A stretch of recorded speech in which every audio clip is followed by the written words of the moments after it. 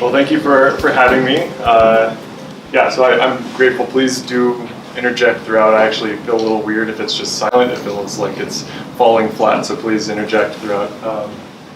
This project is my dissertation that I just went on the job market with this, I guess 2 years ago now.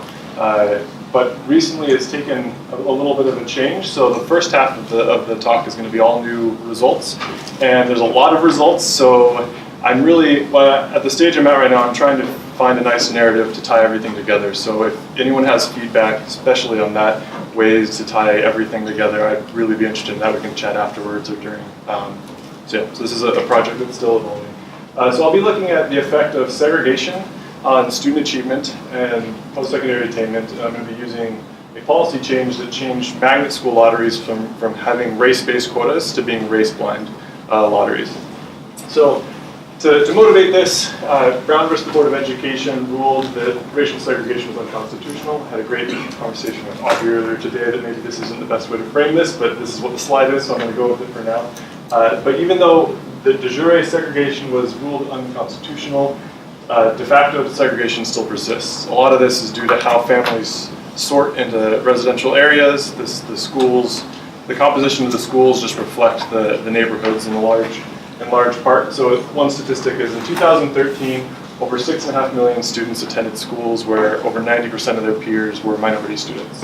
And it's difficult to study topics of peer diversity because there's selection of who sorts into different types of schools, both of minority students sorting into schools and non-minority students sorting out. It's a very difficult question to look at because of that. So the questions that I'll be exploring are, you can categorize it this way. So first, how does peer racial composition impact education production? And this is not only just how do peers affect your own achievement directly, but also how does it affect the institution? So how do schools and teachers respond to racially segregated or racially isolated student bodies? Is there some sort of institutional features that change, or do teachers behave a certain way when their student body is less racially diverse? So the top outline, the first half, I'm going to be going over these new results. So if you've looked at the paper online, this will all be new to you. Basically what I'm using is the fact that when you apply to a set of schools, you're only randomly allocated a seat to certain schools. And some of these schools will have a higher share of black students than others. Some will have higher achieving peers than others, and you can use this variation to control for the fact that, or account for the fact that people are sorting into these schools. So I'm able to use these lotteries to estimate the effect of magnet schools jointly with the effect of peers using data from a large urban school district, which I'll be talking about cryptically throughout this whole talk. They've asked to be remain anonymous. So I look at these as my baseline effects of magnet attendance and the contribution of peers. But the second half, this is what, if you look at the paper online, this is what this is all about. So the second half of the paper, the same school district, they went from a system where they ran race-based lotteries. They had a black lottery and a non-black lottery to fill these magnet schools.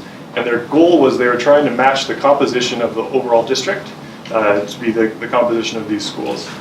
But then the Federal Office of Civil Rights mandated that they no longer use these racial quotas, and so they just ran a single race-blind lottery.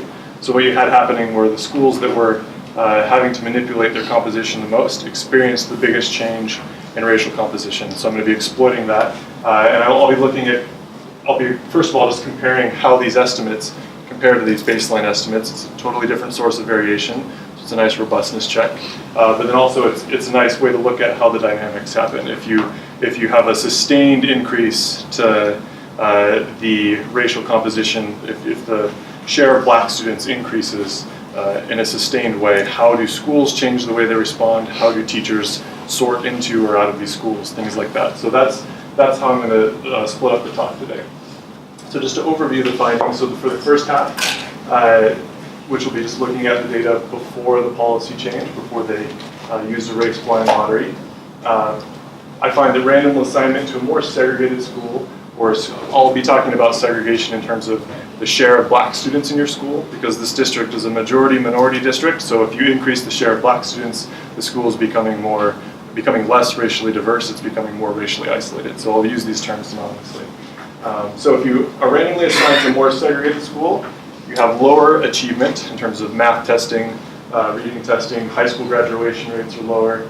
I find that if you have higher achieving peers, this, or I guess lower achieving peers, decreases college enrollment rates.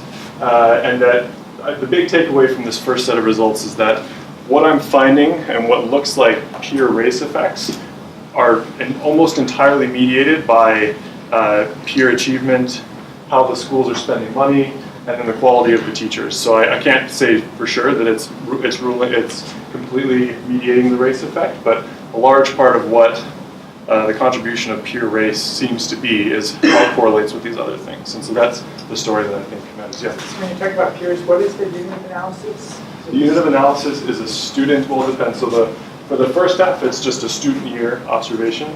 And then for the second half, it's a student application observation. But I'm intuitively going to be comparing students who apply to the same set of schools. Some are randomly assigned to a magnet, others are not, and comparing outcomes there. Okay, so then for the second half, then I'm going to be exploiting this policy change where there was the introduction of this race-blind lottery.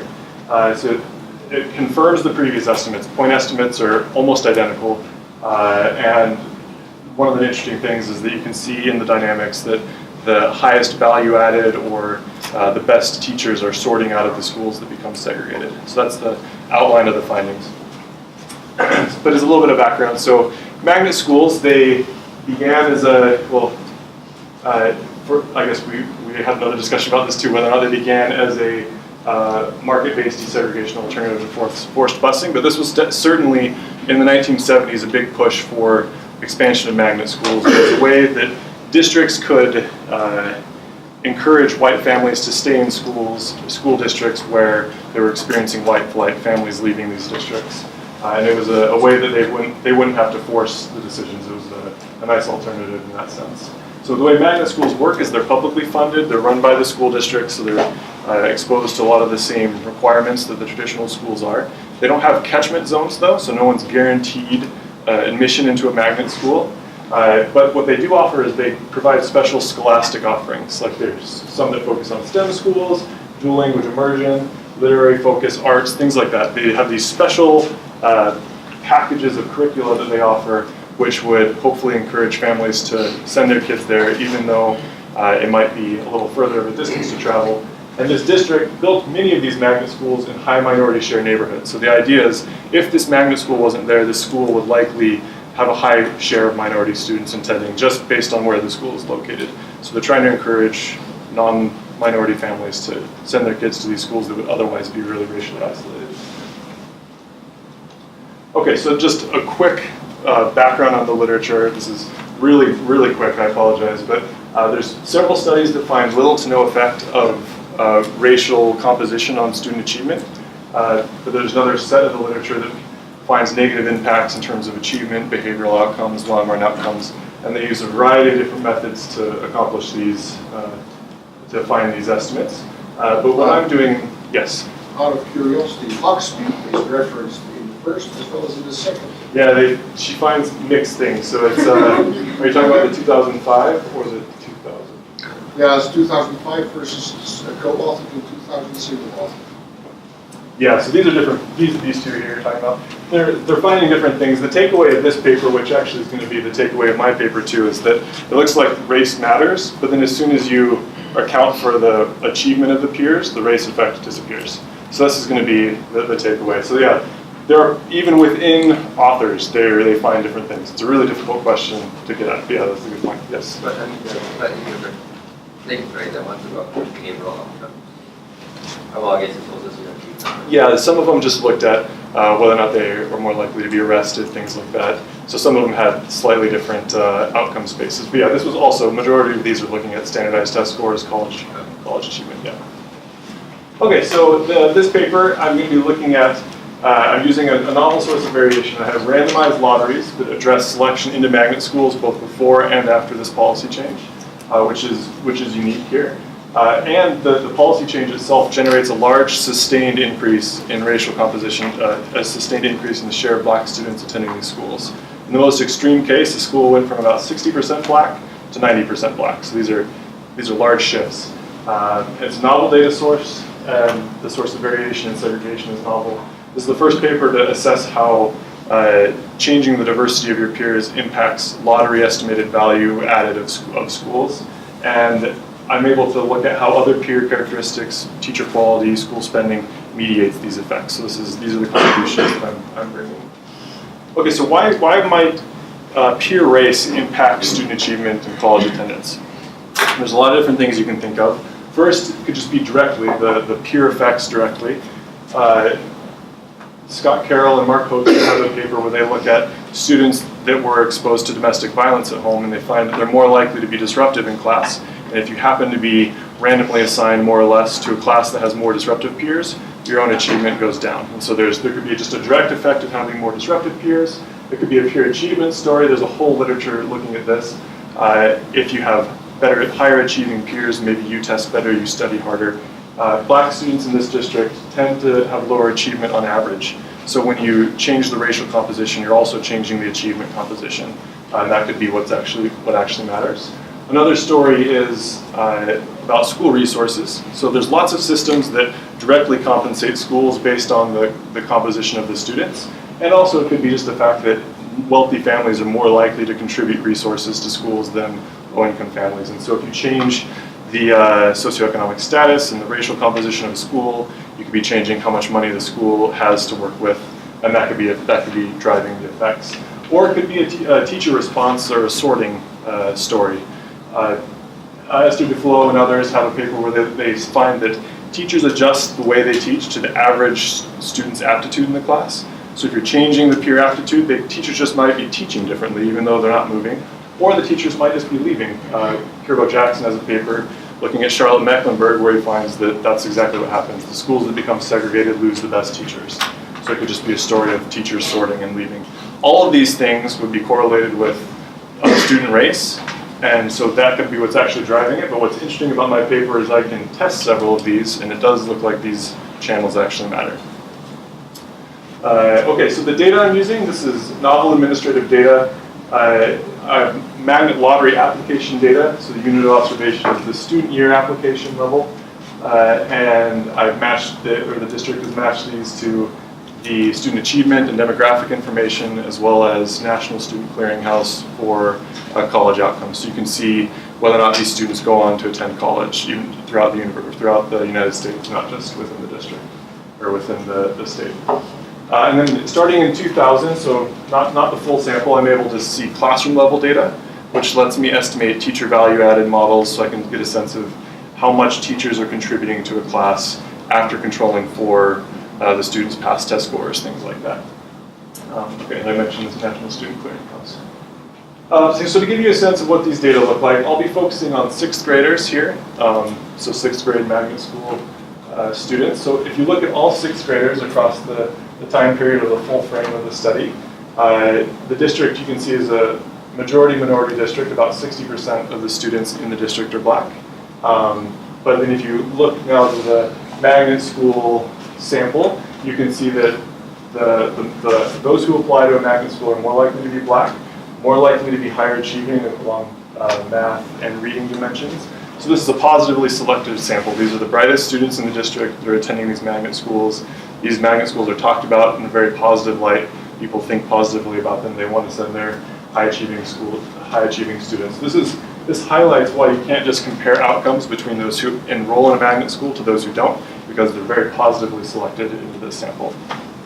So, sorry, Yes. if you did that comparison on the magnet lottery sample to the school that then left, what would that look like then? Because you're doing it across the whole school district. Right. And I'm thinking in particular of the whites. If the whites tend to be in better schools to begin with, that would explain the lower proportion that are going to the magnet schools.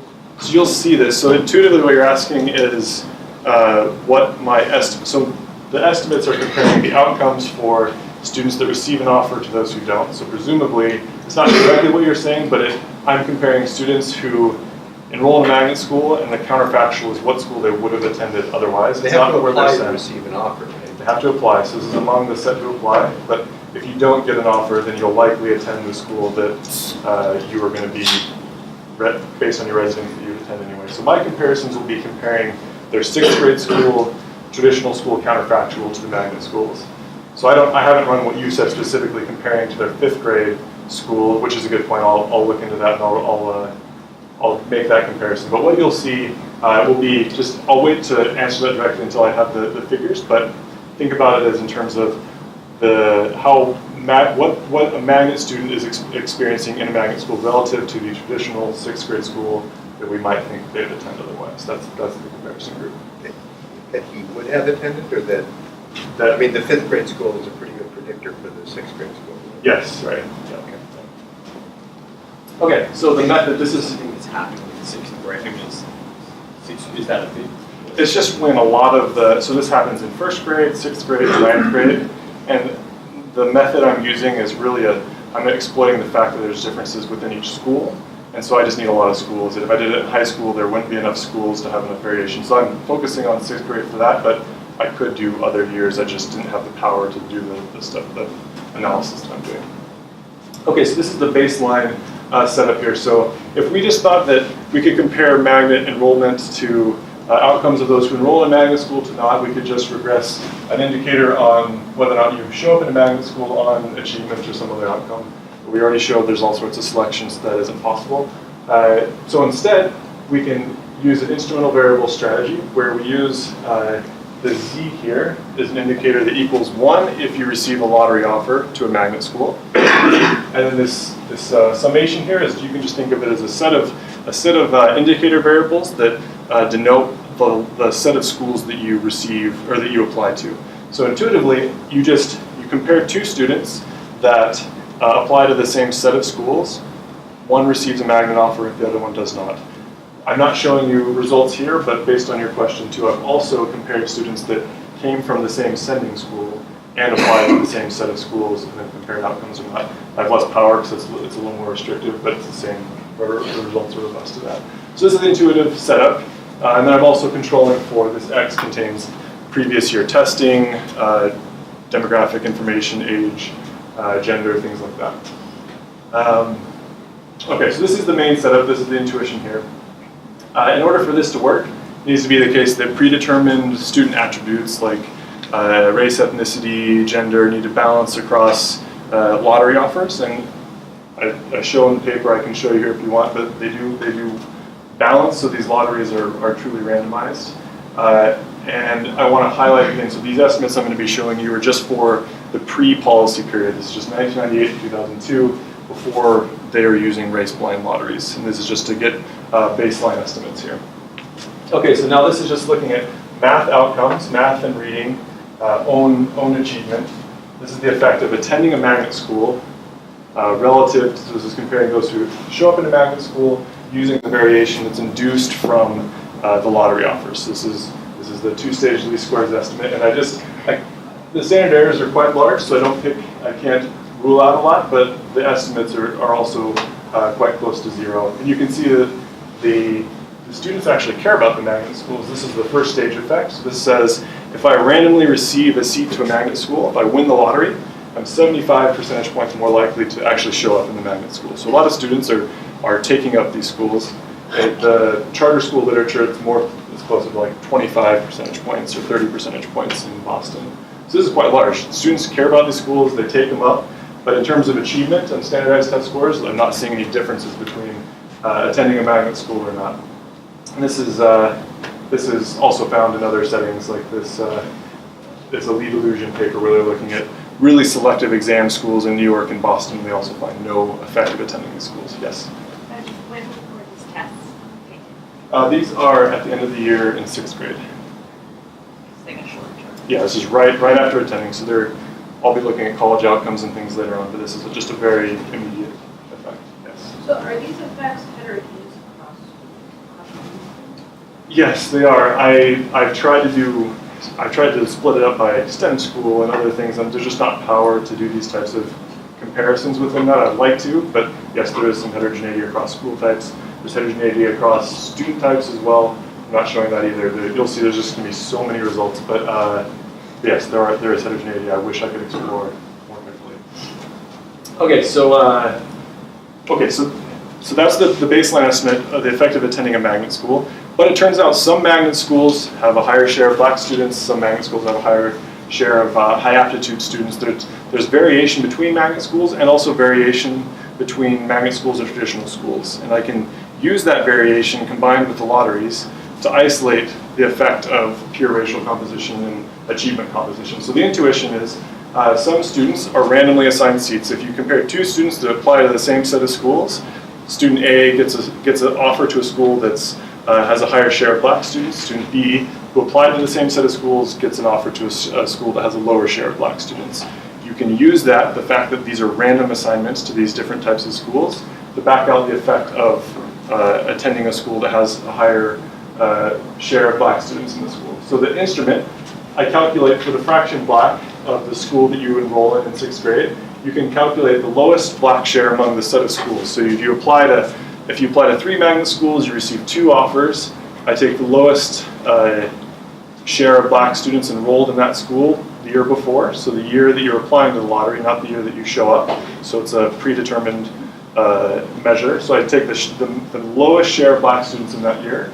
And then for students that didn't receive an offer, I just assign them the school that they would have gone to their next year. I take that as the share of black students that I assign. And all of these things are happening during T-1, so these are all predetermined. But this exogenous measure is going to be highly correlated with the actual enrolled share the next year when the student actually shows up. There's going to be slight variations from year to year, but it's going to be highly correlated, and it's going to be mediated by the take-up rate of the lottery. So this is the intuition, and I use this measure as an instrument for the share of black students in the school that the student enrolls in the following year. You can also calculate similar measures for the baseline aptitude of the students. You can have variation in both in the share of black students and the aptitude of the students, so you can actually estimate these things jointly if you have power. It turns out I do. Okay, so there's a lot here. These are the same outcomes that I showed you on the previous slide, except now in addition to estimating just the magnet effect, the effect of enrolling in a magnet school, which is now much larger and positive, I also am estimating the effect of attending a magnet school that has a higher share of black students.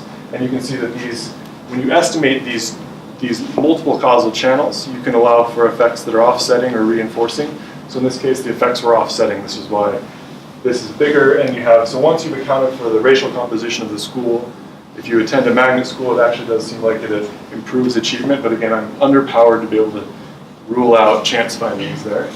But the takeaway is that if you increase the share of black students in your school by 10 percentage points, I'm estimating that decreases your own math achievement by roughly 0.14 standard deviations.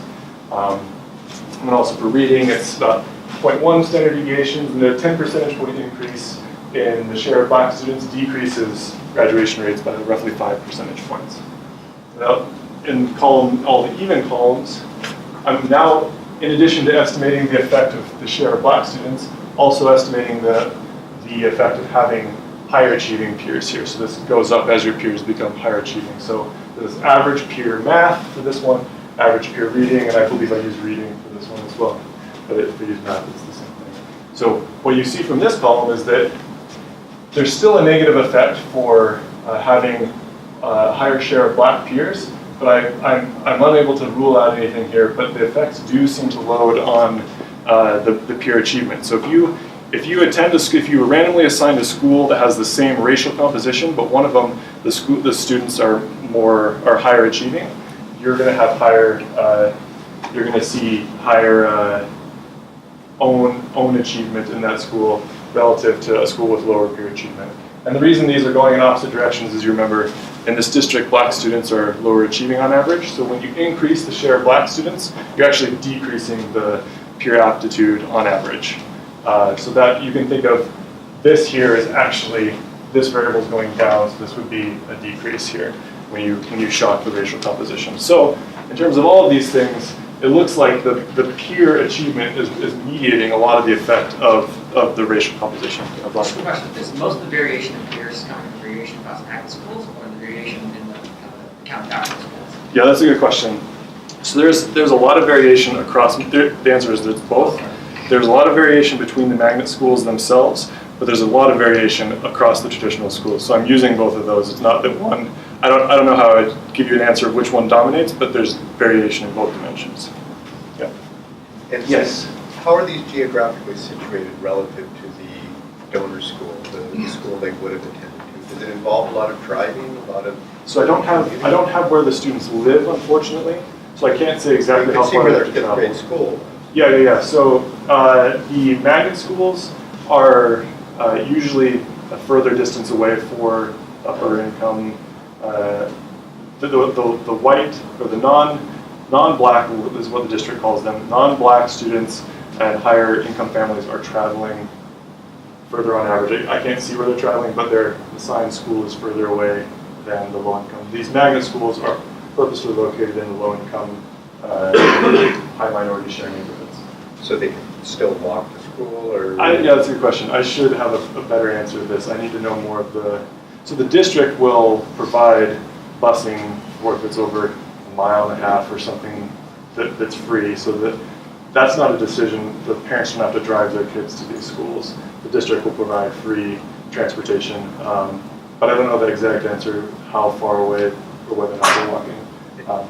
And so, sorry, related to that, do you know something about the ones that were offered who won the lottery and subsequently dropped out or went back to their original school? Yep. So those students would be, that's why the 75% Right. isn't 100%. Right. Those students would be dropping this down. The more there are, it would be closer to 0.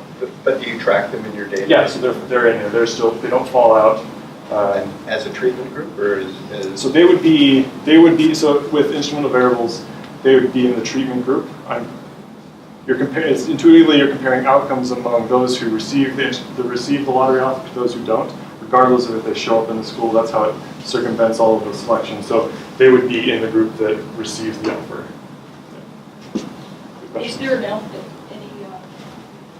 choice if you're not going to a magnet school? Is there any? So there's private schools, there's charter schools. If you go to any of these, I lose you. So I've looked at whether or not these students disappear.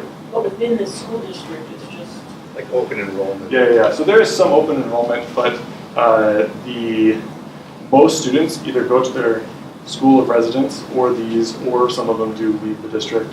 I mean, students do choose these open enrollment, but by far the most popular alternative would be the charter schools or the private schools if they choose not to stay in their residential or school based on residence. Yeah. I was curious if you rolled out any nonlinear effects on the fraction block. It seems like diversity might be helpful up to a point. To Sure. I would like to, so this is one of the problems with this literature is everyone estimates a linear effect, and we assume that if you scaled it all the way to the top, that it would have very different things. So I'm following the literature and doing this. What I guess my thought, the best I can answer that question is later on, I'm using variation in the schools that become extremely racially isolated, and that's going from like 60% to 90% in the most extreme cases, and the estimates are literally spot on identical. So that would be evidence that maybe there's not so many nonlinearities, but that's not testing that explicitly. So I'd like to do more with that. I haven't. Okay, thank you. These are your comments. Yes. Keep them No, coming, no. right? So I was wondering 2 things. If you had interacted with own race, and also, is this peer mean instrumented? Yes. Around the reflection? Yes. So these are both. I think the measure I walked through for the fraction black, I've also calculated among the share of schools that you receive a randomized offer to, what has the highest peer achievement the year before you actually show up at the school. So it's that same thing. I use that as an instrument for the actual peer composition that you experience the year that you enroll in the school. So there's 3 instruments here. Here's the first stage F statistics. You can see that they're all powerful, even though I'm really pushing the data a lot here. Yeah, so there's 3 instruments for these 3 variables. There's a second question? Do you interact, like, does it matter whether I'm black? Yes, so there's so few white students that all of my effects are completely driven by black students. I won't show any of the heterogeneous effects that are in the paper, and everything is totally driven by the black students. But I don't make any stance on that that's a causal thing. I think it's just I don't have enough white students to have a precise estimate of the effect on white students. I wish there were more and I could say more about it, but everything is driven by black students. But the other thing I will say is that the race effect is driven by losses to high achieving black students. So it's the highest achievers in the districts that are experiencing the biggest drop in test scores when you have this. That's one interesting thing that came out. Any other questions? Okay, great. So this, okay, so the takeaway here was that race matters if you just look at how you change the racial composition on these short run and a little bit longer run outcomes. Race matters, but then if you account for the peer achievement contribution or the peer achievement composition of the schools, that this is actually the driving force and it mediates a lot of the effect. So that's the big takeaway from this table. So now if we look at teacher characteristics, how do the teachers look if you were randomly assigned to a magnet school compared to not, and then also if you're assigned to a higher share black school than not. So this would just be looking at just the overall effect. It looks like teachers are no better at magnet schools than not. So I should back up for a second. So the way you calculate value added, there's lots of different ways. I choose a simple way here.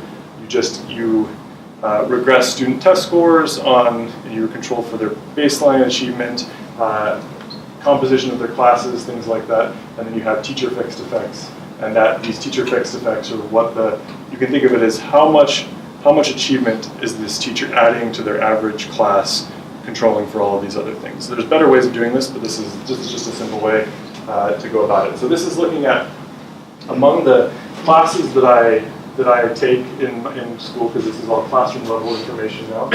If I attend a magnet school that has a higher share of black students, the value added of the teachers is about 0.09, a 10 percentage point increase, and the share of black students decreases value added by roughly 1/10 of a standard deviation.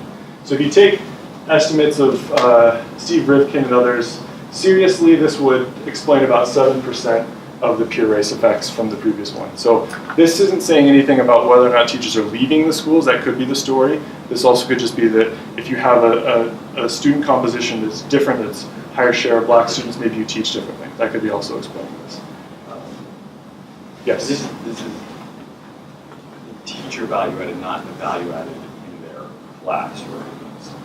This is the teachers, so this would be across classes. This is the teacher's value added. And so if I'm manipulating the composition of the classroom, and how are you estimating teacher value added and purging sort of the effect of that classroom of the teacher value added? So I'm just controlling for the composition of the classrooms, and it's not ideal, but that's the best I can do. Yeah. If there are very few white students, how much is the fraction black actually varying? From year to year? Or, so this is just... From enrollment in magnet schools to So I'll show you this in a second. I want to say that it's roughly 15 to 20 percentage points higher in the magnet schools, the higher share of black students than in traditional schools on average. But the goal of these race lotteries was to have it match it. So the ideal would be that they would be exactly equal. There's just some magnet schools that couldn't attract enough white students. And so even though they had the race blind lotteries, or the race-based lotteries, they have a higher share of black students. So there's actually a lot of variance, a lot of variation in racial composition within magnet schools before there was even the change in the policy. So this is exactly what I'm exploiting here. So does it go from 60% black to 80% black? Is that in this period? So I haven't specifically said that. I should know the number offhand. I don't for these years. I don't know if I'll show you figures of how it's changing over time, and that should get at it. But that'll be not exactly what you asked, but we'll wait till I show that figure in just a few slides. Okay, great. Okay, so this is totally preliminary. These are the wrong years. These are just the earliest years that I have. I'm waiting on earlier years, but I'm just looking at this just because it's exciting. So if you look at school expenditures, the same comparison, you just compare students that are in magnet schools to not, or jointly estimate magnet school attendance and the share of black students in the schools. You see that these schools are no bigger. They're not enrolling more students than low minority share schools, but they are spending less. And this is at the school level, so this is within the district. So these schools, if you increase the share of black students in the school, expenditures decrease by roughly 3%, which is almost a little over $150,000. So these are sizable changes, and this is something I want to explore more with the right data and everything. So this is super preliminary, but this could be another channel through which the share of Black peers matters if spending is different. Maybe the families are contributing less to the schools, there's less resources to go around. I don't know the channel yet, and I want to explore this. Yeah, okay. So in terms of longer run outcomes, there's less to see here, obviously. There's still an effect if you look at attending any post-secondary institution 6 months after you graduate. There's still a negative effect on the share of Black students, but I can't rule out chance findings. But if you jointly estimate the contribution of peer race and peer achievement, there is an effect on peer achievement, which is driving this negative effect here. So the estimate would say if you increase your peers' achievement by 1/10 of a standard deviation, you increase your college enrollment by 7 percentage points, or 12%. Okay, so again, peer achievement is really what's mediating even this noisy effect that I'm finding for longer run outcomes. Okay, so what have we done so far? That was the first half. This is all the new stuff. I'm trying to figure out how this all fits together for the overall narrative of the paper. But magnet schools, I don't see any evidence that they do anything in general. On average, a magnet school relative to traditional school doesn't seem to increase your achievement or high school graduation or your college attendance. But if you increase the share of Black students, it does decrease achievement, decreases high school graduation and college enrollment, though it wasn't significant. But that these effects are almost entirely or largely mediated by peer achievement, teacher quality, and maybe school spending. We'll put a little asterisk on that. And so these peer effects are very policy relevant for issues of school choice and things like that. And so for the remainder of the talk, what we'll do is we'll go through a policy that this district did that led to a large persistent increase in racial isolation in these schools and see the dynamic effects. We'll see how teachers change, we'll see how the own achievement changes over time, and then there'll also just be a nice way of using completely different sources of variation over a different period of time to see how robust these estimates are to this other strategy. Okay, so just a little bit of background. So prior to 2003, this district had separate lotteries. It had a Black and a non-Black lottery. This is their verbiage. And seats were disproportionately offered to non-Black students.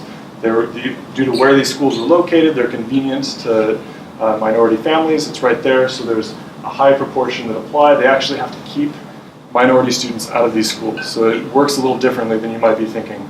This lottery gave preference to white families to come into these schools.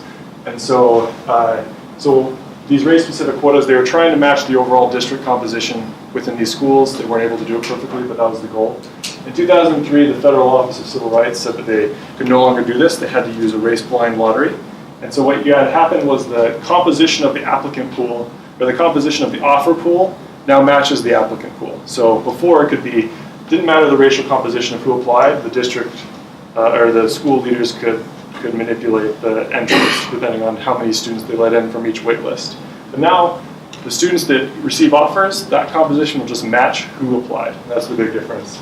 And so magnets enrolled a greater share of Black students, went from roughly 60% to 90%. So this shows you, this is just showing I'm regressing whether or not you receive a seat offer on a Black by year interaction and lottery fixed effects. So just basically it's just comparing how likely are you to win a seat to a magnet school if you compare it to the other students that apply to the same schools as you, if you're Black relative to if you're not Black. So if you were Black, you had about a 20 percentage point lower chance of receiving an offer, and then after the policy change, it's roughly equivalent to between racial categories. Yes? So was the early regime an attempt to prevent white flight? Yes, yep, exactly. And then did they decide white flight is not an issue, or that it wasn't their decision? So the Federal Office of Civil Rights just said you can't do it this way anymore, and they just had to stop it. So I don't know if the district would have preferred to keep going, but it wasn't that they thought this was no longer an issue. It was something from above that said you can no longer do this. But have whites been leaving this district over the... Yeah, so that is. Yeah, the district is becoming more Black. I want to do, in future research, I want to see exactly surrounding this change, what happened, if this was the last thing keeping white families in the district, and then they moved out or not. I can't speak to that. But yes, the district is becoming more Black over time. Okay, so this is getting to your question a little bit earlier. So this is just plotting the proportion of Black students by school types over so this is the traditional schools, these are magnet schools. You might expect there to be a big decrease here to mirror the increase in the share of black students attending the magnet schools, but there's just so many more traditional schools that the effect just kind of diffuses across the schools. So I wish there was a big change, or I mean, I don't know if I wish there was a big change, but it would be nice to identify effects, but really I'm using the fact that these schools become more, they enroll a higher share of black students afterwards. So this is about a 7 percentage point increase in segregation measured by the exposure index, which is to put in terms of effect size. This is roughly the size change after Charlotte-Mecklenburg ended forced busing. It resulted in about this size in effect immediately. So this is a big change. These are big shifts that we should be looking at. Yes. So is there also movement of black students who are going to private schools and now are switching into magnet schools? Is that part of the? That could be. I don't have, if they go to a private school, I lose them. But I do actually, now that you say this, I can observe information on where a student's coming from. I can see a flag if they're from a private school. So I should explore that. That's a really good point. Thank you. Yes? This is 6th, 7th, 8th grade? Just 6th grade. Oh, just 6th. Yep. Okay, so the intuition behind this next strategy, it'll be within the same framework as before. I'm comparing students that receive lottery offers to those that don't. But now everything's going to be at the application level. Before it was a student year uniquely identified an observation in the data, but now it's if a student applies to multiple data sets or multiple schools, they appear multiple times in the data. And the main thing, this DFP measure here, is how I'm going to be measuring whether or not I think a school will become racially isolated after this policy change. And so what this is, it's the difference in the fraction of black students in the lottery pool and among those who receive lottery offers the year before the policy change. So in 2002, let's look at two different schools. So let's say in 2002, one school, the share of black students that apply to this school is 60%. The share of black students that win a seat in 2002 is 60%. This gets a 0. Now another school, the share of black students that apply is 70%, but they were able to manipulate the offers to the point where only 60% are offered a seat. So this would get a 0.1 value. So the schools that have a higher value of this DFB measure are the ones that had excess demand by black students. There's more demand for these schools, and so you'd expect that when the district can no longer manipulate this, the composition would switch from 60 to 70 with this 10 percentage point increase. That's the intuition here. So intuitively, I'm comparing what's the effect of being randomly assigned to a school that we think is going to become more segregated. Compare those schools both before and after this policy change. So it's like a difference in difference, but it's baked into this lottery. So it's like a lottery difference in difference. I don't know, there's no term for it, but that's what I'm doing here. There's lots of assumptions. There's more assumptions baked into this than in the previous setup. So we'll go through a few of these briefly. So still the lotteries need to be random. They balance, so I feel I'm okay there. It also needs to be the case, especially with these longer run outcomes, that students that do not receive an offer are no more likely to leave my data. So this is what we've been talking about with private schools and charter schools and things. And it doesn't look like if you lose a seat, you're more likely to leave my data set, which is good. Another one that is a huge point of the paper, and I go to great lengths, and I can talk about it if there's time. One of the assumptions I'm making is that the composition of the applicant pool is stable across the policy change, which it isn't. So when black students have a better chance of getting in, I find that more black students apply. But there's two things that I argue make my case okay. First of all, that average aptitude is not changing. So even though the applicant pool becomes more black after the policy change, the average aptitude of the students who apply is stable across before and after the policy change. And then more importantly, if you look at the number of people who apply to these schools, in 2003, it's exactly the same as before, and then in 2004, there's this huge jump. So it seems as though, even though people should have known that this change was happening, there was lag before people actually understood the implications of it. And so 2003 is a year where it looks like the composition is not changing, and I show that it's not changing. So if I just use 2003 as the only post year, this is a robustness check, and my results hold even though they're imprecise because I'm throwing away half of my data So these are the two things I do, and the results hold across these things. So I won't talk about it any more than that unless you want me to. I have all the slides we can go through. So the last thing I'll talk about with this is that with any difference in difference strategy, you're assuming that the treated groups are the trends in unobservable determinants of the outcome are the same or parallel for treated and untreated groups. This is the common trends assumption. So I'm assuming that the schools that have a higher DFB value are trending, the unobservable determinants of the outcomes are trending similarly for the higher and lower DFB schools. So I can test that. So what I'm showing you here is the effect of being randomly assigned to a school, so receiving a lottery offer to a school that has a 1 percentage point higher DFB value. So before the policy change, you would hope that receiving a lottery offer to a school that we think will become more segregated shouldn't have any effect on actual fraction of black students in your enrolled school. We hope this would be 0, and this is just, this is the reference here, so this is mechanically 0. But then after that, once the policy happens, you would expect that the schools that we think that would become segregated would actually become segregated. So we hope that there's no effect, and then potentially a positive effect if our intuition is right, and that's what I find here. So this is just testing this assumption, but you can also look at all the different outcomes of the paper. So this is showing the same setup here. This is the effect. Each point is the effect of being randomly assigned a seat to a school that we think will become segregated. That's the way you can intuitively think about it separately for each year.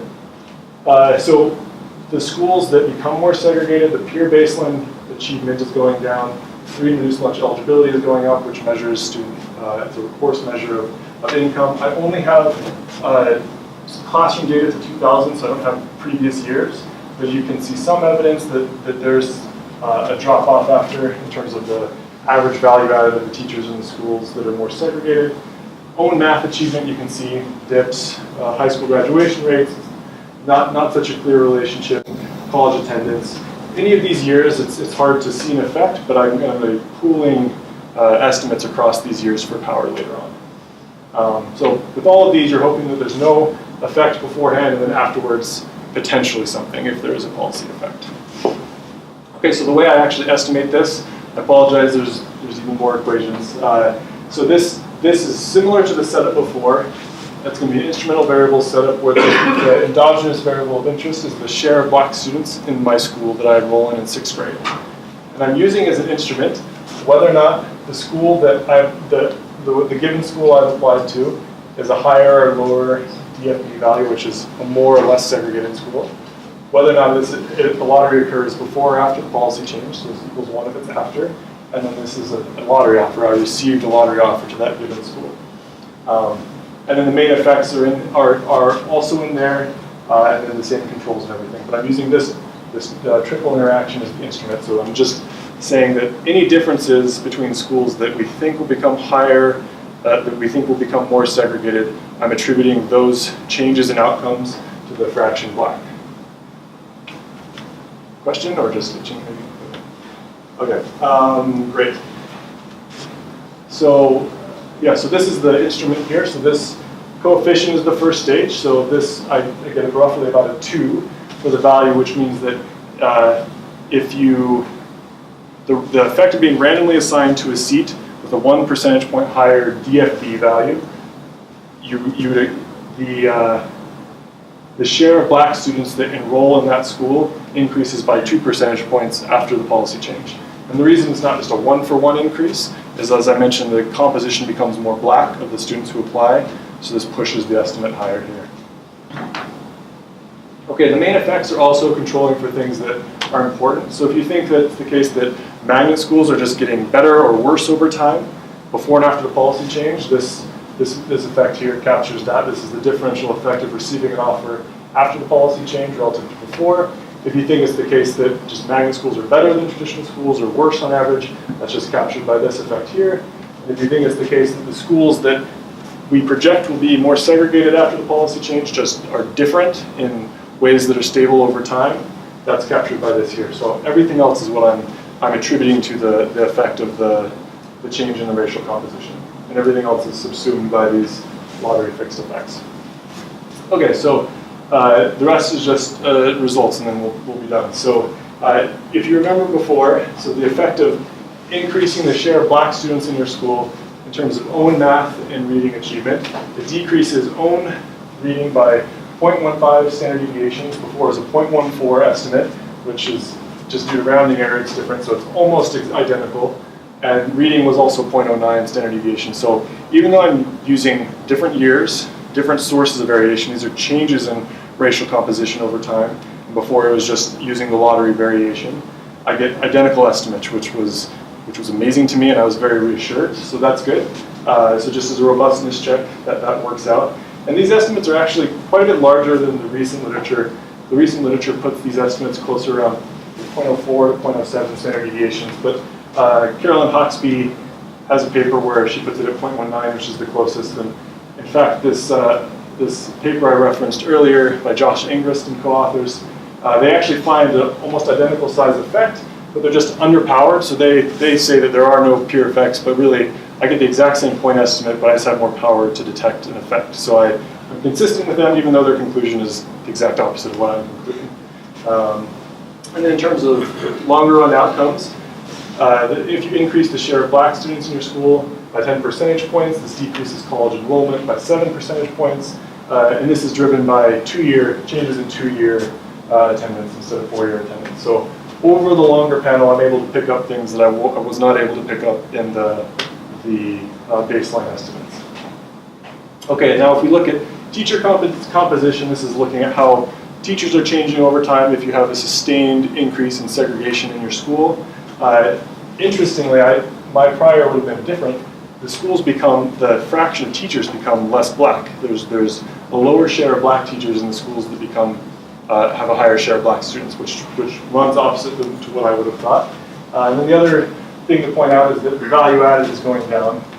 So these estimates are mirroring the pattern from before and showing that and this isn't showing that the teachers are leaving per se, but that either their teaching strategies are changing over time when the composition of the students change, or they're leaving. Either story could be generating these estimates.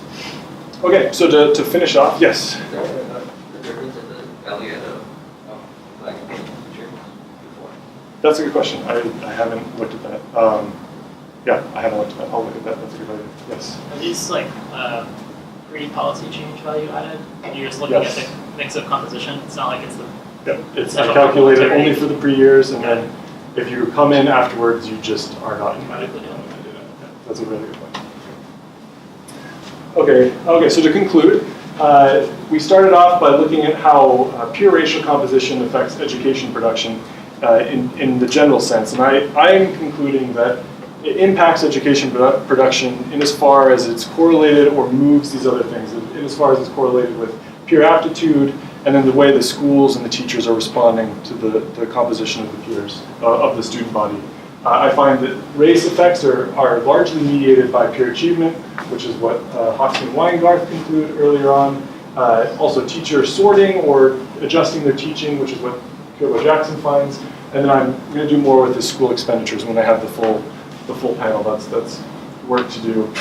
So the takeaway is that increasing racial segregation negatively impacts segregation, but that's not necessarily due to the actual racial composition of the students, but more how the system in general is responding to that, or the things that are correlated with that. And so, as such, policies that are aimed at either achieving racial balance, or at least reducing the responses of the school or the teachers to the composition of the students, there's scope for those types of policies to increase aggregate educational achievement.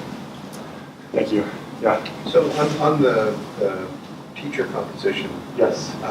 Do you have any way to test whether the administrators are trying to attract white parents by shifting the composition of the teacher pool? So I can't say that question specifically. The nice thing is, I'll show this. One thing I can say, it's not answering this specifically, but the teacher effects I was showing before, this is it was all looking at within classrooms. So one story could be, maybe there's tracking, maybe the best students always get the best teachers, the worst students always get the worst teachers. Doesn't matter what happens, you're always going to be tracked in different levels. And that's not the case. All of these estimates that I've shown you so far were within the classroom, so the teacher you actually sit down with, that's who I'm. The last result you were showing us was at the school level. Sorry, so for the longer run one, yes. This one here you're talking Yeah. about?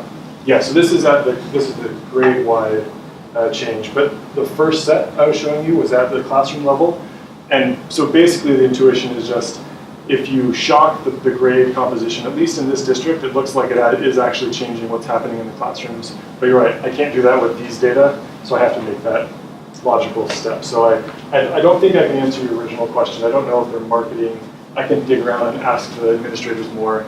But the best I can do is just at least say that the students, the teachers that are exposed to in the class do seem to be changing. It's not a tracking story where if you're the brightest student, you always get the best teacher. Even everyone seems to be. In fact, it's the highest achieving students that are hurt the most. So maybe your best teachers are the ones that are leaving. Yeah, Can you test whether the pre and post teacher value added estimates are the same distribution? So my concern along the line of Carabo's paper is that there's some sort of complementarity. Like, I have a low value added, but it's in fact I'm good at teaching this type of student. And so you see a change in the composition of teachers, but it's really that there's a change in the sortative matching of teachers to students. Yeah, I haven't done this, but I could do it with the data, so I absolutely should do that. That's great. Thank you. Yes? In terms of policy implications, you said you found the magnet schools don't have much of an effect compared to if the students didn't get into the magnet school. Right. But then also the students that apply to the magnet schools tend to be better in terms of test scores. Mm-hmm. Is there at least a period, like if we change like the policy of changing from the race quotas to the race neutral lottery, like does the peer effect, is it beneficial to go to the magnet school just because you have better peers? So that they just are offsetting. So it looks like way back.